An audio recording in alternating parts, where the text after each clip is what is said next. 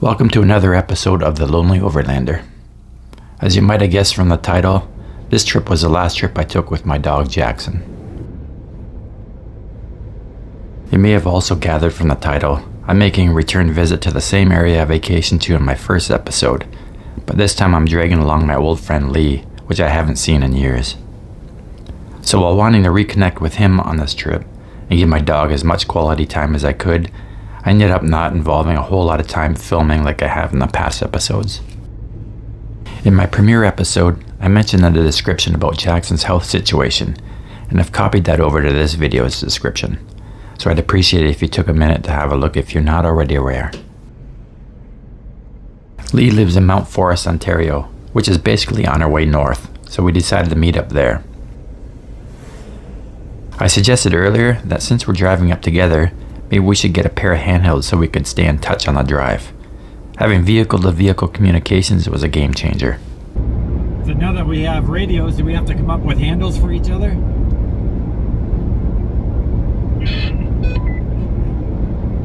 I was thinking I'd be Hutch if you want to be Starsky.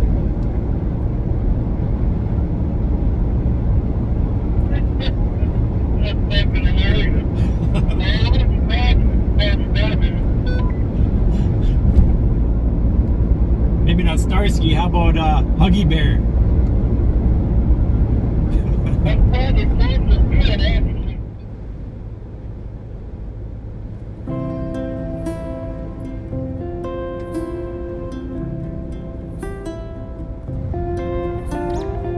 Our drive took us over the beautiful Blue Mountains, a scenic section of the Niagara Escarpment, and down into the back way into beautiful Collingwood. The scenery never fails to impress here.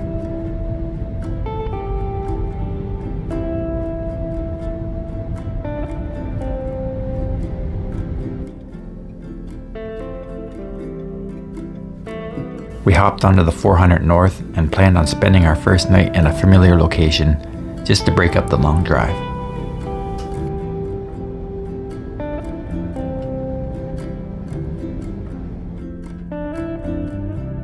A patch of CrownLand here north of Parry Sound offers lots to explore and is absolutely worthy of an extended stay, but our plans lay farther north.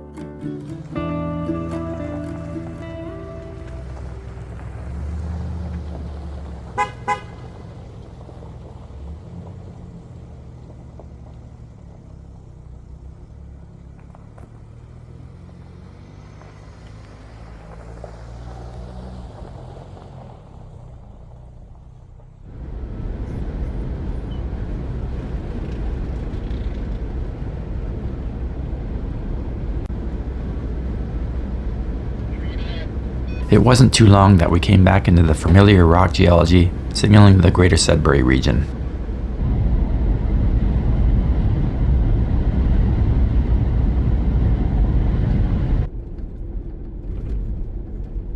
After stopping to top up for gas, we worked our way into the entrance to the logging area, stopping to air down and let Jackson relieve himself. It beats using a stick. The roads here aren't terrible, so the air down is just basically for ride comfort.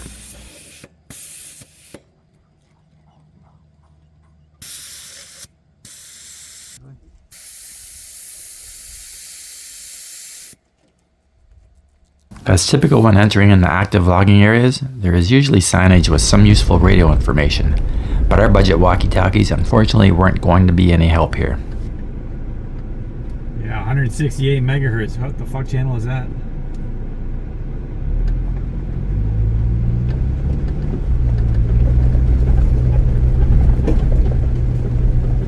I think we need to upgrade our radio game next time. New territory here. Oh, we're gonna go right. What's that rock? I had a few more days of vacation available to me this time around, and a backup travel partner just in case I got into trouble. so we took advantage of opportunities for Actually, exploration. Hold on back there for a second, Lee.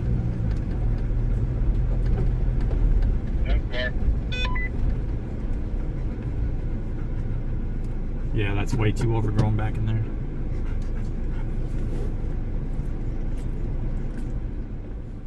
We came across a loaded logging truck earlier that day, flying down the road, and managed to just get out of the way as he approached.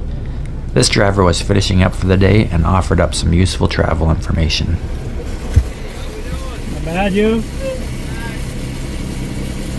met a couple side-by-sides and I met that trapper. Okay. Alright. These guys are running back and forth all day long? No? That's the only one coming across. Okay. But there might be tree plant or someone that told me. Okay. Okay? Alright, thanks, man. Have a good one, man. You too.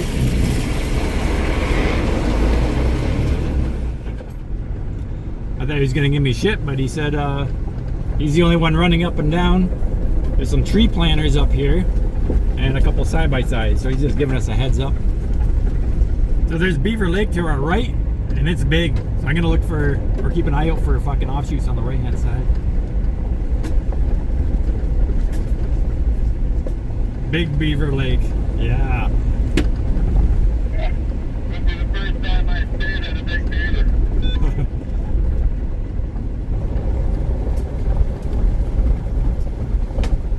At least we're not in the stuff that my truck won't handle, eh?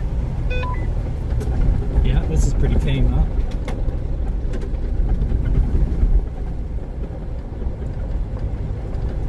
Look like maybe some more whitewater stuff coming up here. This section of road going forward was all new to me and to Lee, who has never done the CrownLand thing before. The scenery was incredible and the weather was absolutely perfect. At this point, it was all about enjoying the drive and finding that epic spot to spend a couple of nights. I feel like fucking stopping and fucking painting a picture. All right.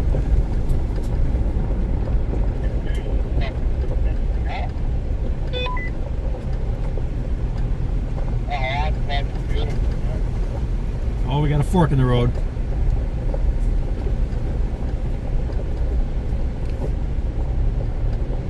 I'm gonna zoom out on the GPS for a second, see what we got. Being out of cellular coverage, I was thankful for pre-downloading the satellite imagery to my Gaia GPS. However, the Android Auto integration was frustratingly a bit hit and miss with this app. Logging roads like this typically follow major rivers whenever possible, for the simple reason that rivers follow the lowlands and take the path of least resistance. So road work is a little less challenging as you're not having to deal with major elevation changes.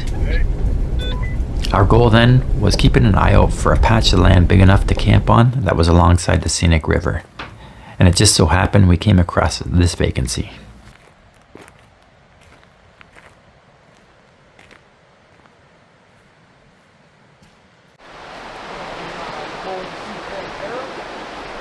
No.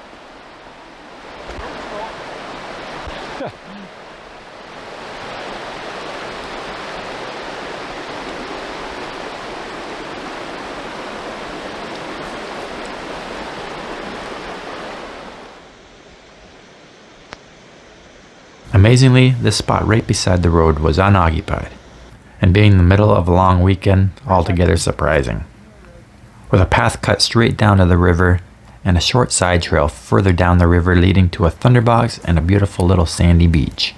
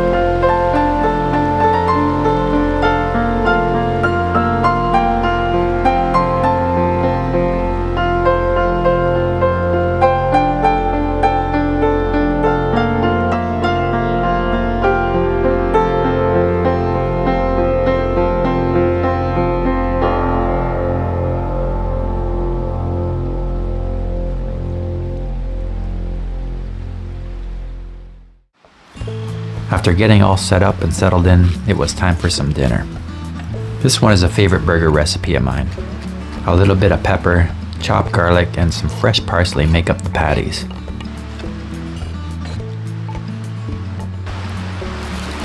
And it was a good series, man, with 7 games.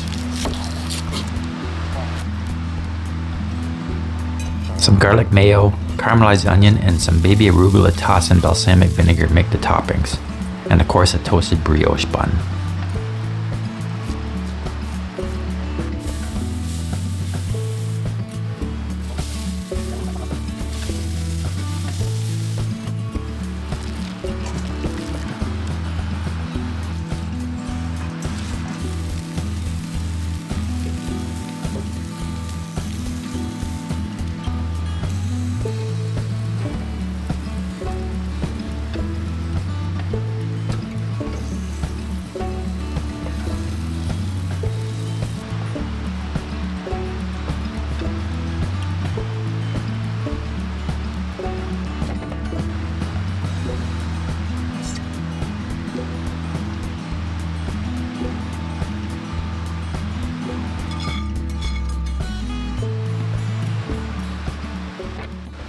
Feed the dog first. Not bad, man. Great.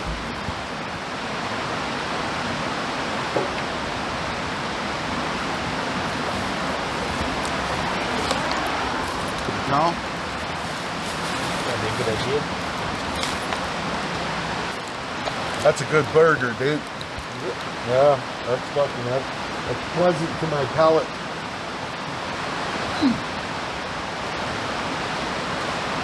Probably could have been cheese and bacon on it too, maybe, but Yeah. Bacon might overpower the taste of what you're after, right? But you can't go wrong with bacon. Jackson was the first one finished dinner, obviously. He'll patiently wait for you to finish yours while subtly letting you know he wants your plate when you're done. Seems I inadvertently might have trained him to do this over the years. Yeah, it'd look better holding a fucking $2,000 tent. Yeah, off that wheel. This trip was a bit of a trial run for Lee. Not 100% sure this kind of camping would be his cup of tea. But I think it's safe to assume he'll be back, already planning out some mods to his trusty Tundra. Basically useless. You knocked over your water. Red. I guess me being a slower eater, he decided to see how Lee was making out. And then me again. Last time I had a burger, me and my brother were in Cambridge and we went to Burger King. I had a bacon double cheeseburger. I was sick for almost 3 days. holy fuck, really? I'm tearing it. It's gonna shred, right? Yeah, it might be a disposable thing. Right. Then get a canvas one.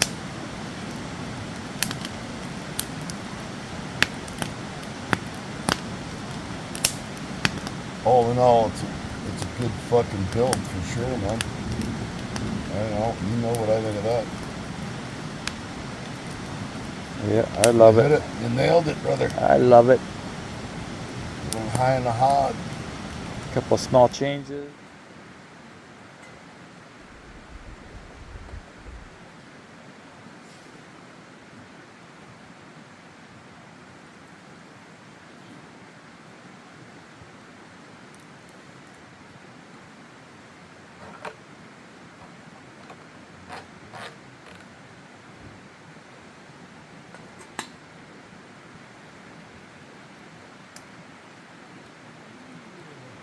The next morning, we woke up to yet another beautiful sunny day. Time to get some coffee brewing. Jackson decided he wanted to give me a hand. Whenever it involves food or anything remotely smelling like food, you can be sure his nose is never far away.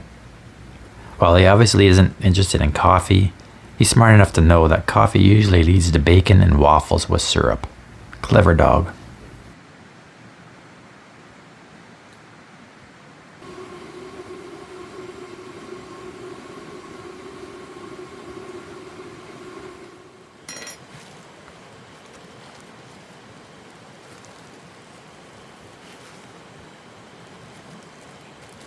I get a kick out of watching Red here. So intently focused on what I'm doing, especially when it's at his eye level. Something he doesn't typically experience outside of camping.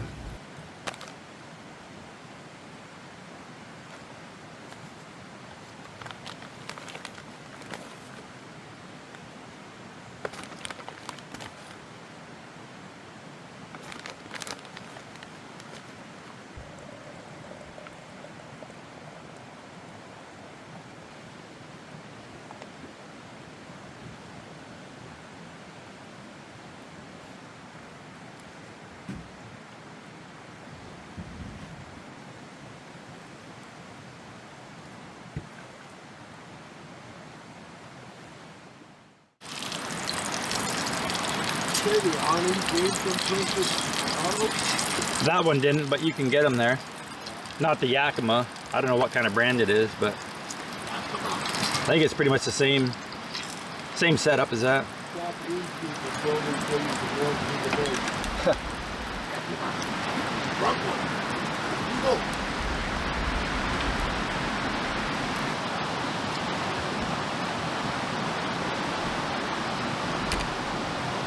Butter if you want. Yeah.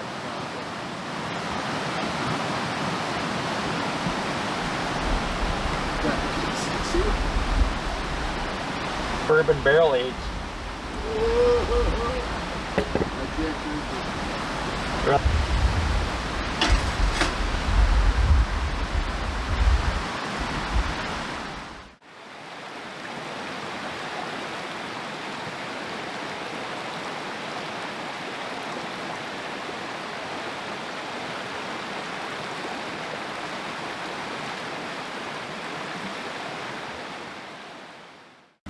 Get your tech up to date, man. Bring a fucking Wi-Fi booster with you next time. Yeah, there's those. I seen somebody writing about that. They're pricey. They're not game changers, but hard to say whether or not it would work out here. Yeah, that's what I'm wondering, eh? I thought you'd have them. But yeah, You can't boost what isn't there, right? exactly. Yeah, it makes sense. I'm pretty sure they haven't been putting cell towers out in here. Well, the highway should have them. Yeah, That's the next town will have them. yeah, for sure. We're in the middle of it. Right? So we get bombarded with the fucking bullshit on our phone. Yeah. 80 emails. I'm looking forward to it. Holy fuck. You just about to turn around, come back into the fucking no-go zone. I don't want to talk about my fucking insurance warranty. Thank you. Yeah. No, I don't have erectile dysfunction, okay? You're having a Who told 2% you off that? sale. It's good for you. Fuck off. We heard your cock doesn't work. We got pills for that. Well, who the fuck were you talking to? Yeah. The last one that left was happy? I don't know. Yeah. What the fuck? She wasn't complaining. Yeah, She didn't I want her am. money back. I am. It's mine. What the fuck? She want her money back. Click, click. Yeah, I'll get. Fuck. Awesome.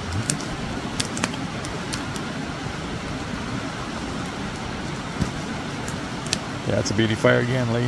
Fuck yeah, eh? Took a little bit of blowing and puffing there, but And the pit, the ring, that's a nice one too. living on the log, buddy. I don't know why we're leaving. Yeah, let's not go back. The morning of day 3, we planned to be a travel day. We got a little held up first thing in the morning with a pretty decent rain shower. However, it was short-lived. We didn't wait around to air out our camping gear, knowing that we'll be setting right back up again later that day, so we packed it in and headed out.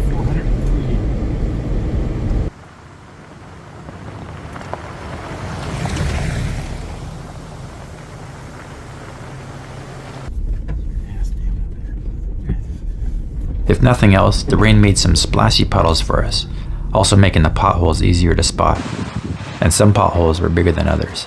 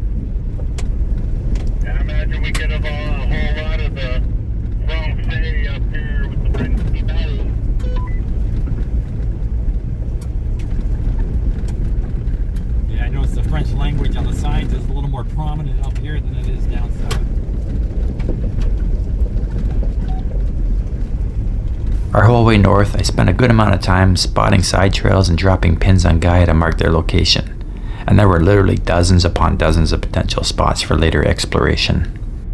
That's a pretty river. Oh yeah, very nice. I'm gonna take a picture. Okay, I'll hold up.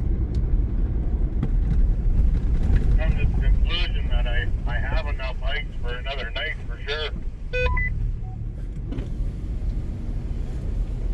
We kept our eyes peeled for a spot to stop for lunch, and again, we weren't disappointed.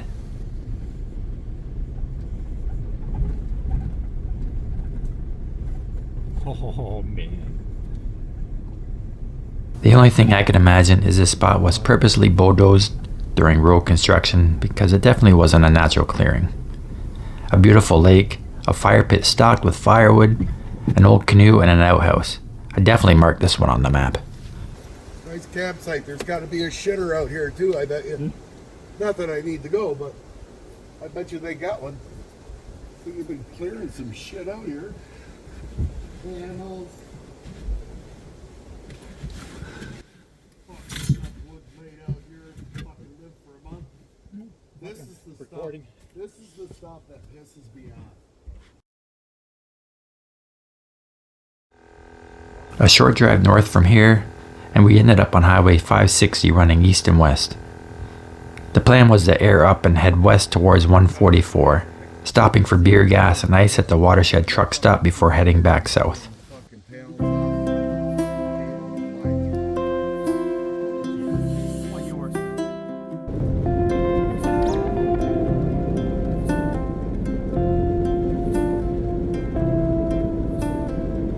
The area here looked like a once deforested zone, either by industry or by wildfire, but not anytime recent.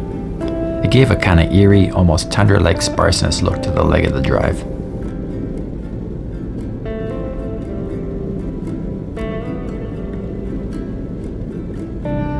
Again, lots of potential areas I marked on the map for investigating on another trip.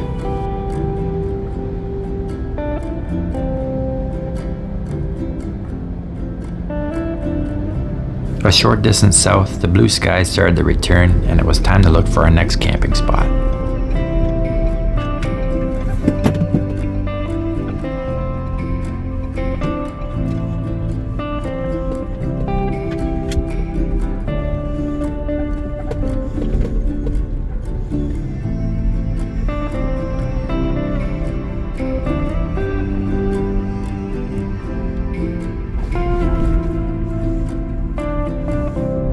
I scanned and marked a potential location off the highway before we left for this trip, but I was half expecting to find it packed full of trailers and RVs, given the long weekend and the ease of access, and I wasn't wrong.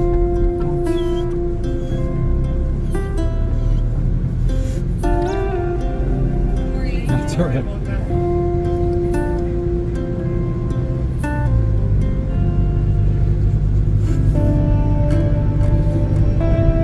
I was beginning to wonder if we'd have to come up with a plan B, but as luck would have it, one vacant spot and a nice little alcove. This layover was basically just an overnighter to break up the long drive home.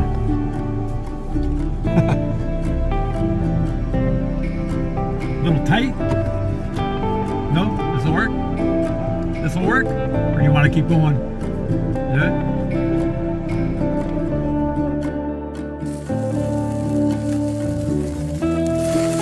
We settled in and had a nice steak dinner and another beautiful campfire before packing it all in the following morning.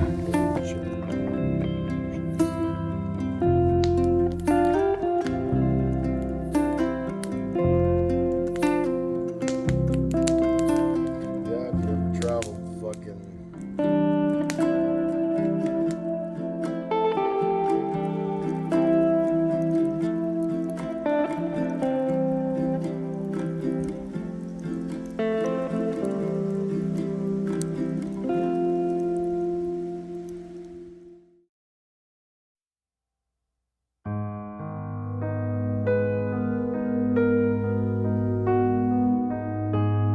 It's kind of heartwarming as I watch Jackson here, seeing how he always keeps an eye on me, checking in and always staying abreast of what I'm up to. He's always been the best companion. Over the last several months, I had noticed his mass was visibly advancing towards his underarm and chest area, and I knew sooner or later it would begin to affect his mobility. I made the decision then that I wouldn't let him go through the pain and indignity he would suffer if it came to that. It's a hard thing to do, but it's the right thing. After coming home from this vacation, I decided to give it some time, just to be sure the cramped driving and sleeping conditions of this trip wasn't a contributing factor. I don't know, maybe I was just stalling or trying to delay the inevitable. Taking him on his now abbreviated twice daily walks, it was becoming obvious he was in pain and his limp wasn't getting any better. What was truly heartbreaking that, despite his discomfort, he'd resist and pull on his leash when we made the earlier than normal turn for home, looking up at me and wondering why we had to go back. Having to make the call to the vet the following week to book the appointment to have him put to rest was the hardest phone call I've ever had to make. Loading him into the truck and driving him to the vet was the most regretful thing I've ever had to do. I delayed putting this video together. Seeing my old Jackson in these shots just brought heartache. A friend once told me that after a while, when you think back on the memories of your dog, you'll remember him and just smile. I guess I'm just not ready to let him go yet. On September 9th, 2022, Jackson took his very last ride.